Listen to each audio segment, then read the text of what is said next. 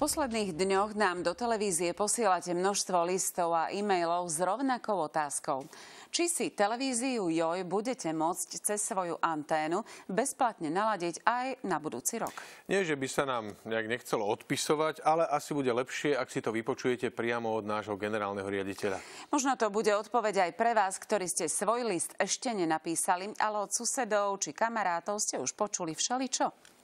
Pred niekoľkými týždňami sa objavila kampaň, ktorá je zameraná proti kvalite terestriálneho šírenia televízneho signálu. No a niektorí ľudia tieto informácie pochopili tak, že za sledovanie slovenských televízií si od januára budú musieť platiť, pretože cez anténu ich už nechytia. Poďme cibulu, do základu potrebujeme. Obracajú sa preto aj na televíziu JOJ s otázkou, či je koniec bezplatného vysielania pravda, alebo si nás budú môcť naladiť aj po silvestrovských oslavách. Odpoveď je, že áno, budeme tam naďalej vysielať.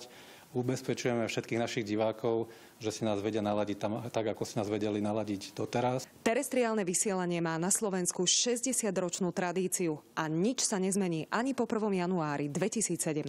Ak sa jeden z vysielateľov rozhodol tvoju ponuku zaradiť už iba do platených ponúk, je to jeho rozhodnutie, to plne rešpektujeme. Pokračuje s vysielateľmi, ktorí podporujú myšlienku voľného príjmu cez anténu. Dnes využíva terestrické vysielanie asi 30% divákov aktívne. My to vnímame ako veľmi dôležitý prvok pre dokrytie domácností, ktoré nemajú na to, aby si zaplatili nejakú službu.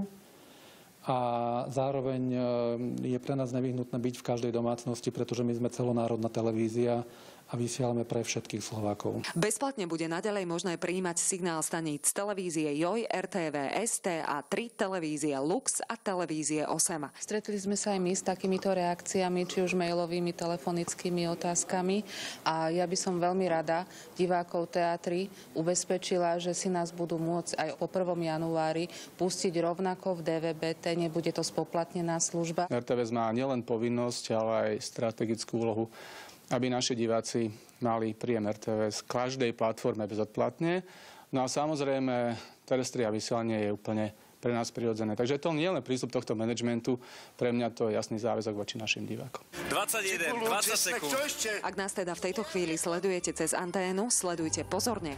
Rovnaký obraz a rovnako kvalitný program bude vo vašej televízii aj v roku 2017. Všetci diváci na Slovensku si naďalej môžu pozrieť najsledovanejšie spravodajstvo na Slovensku, ktoré vysiela televízia JOJ, a môžu sa tešiť na veľmi pestrú paletu programov, ktoré pre nich pripravujeme. Dana Streculová, televízia JOJ.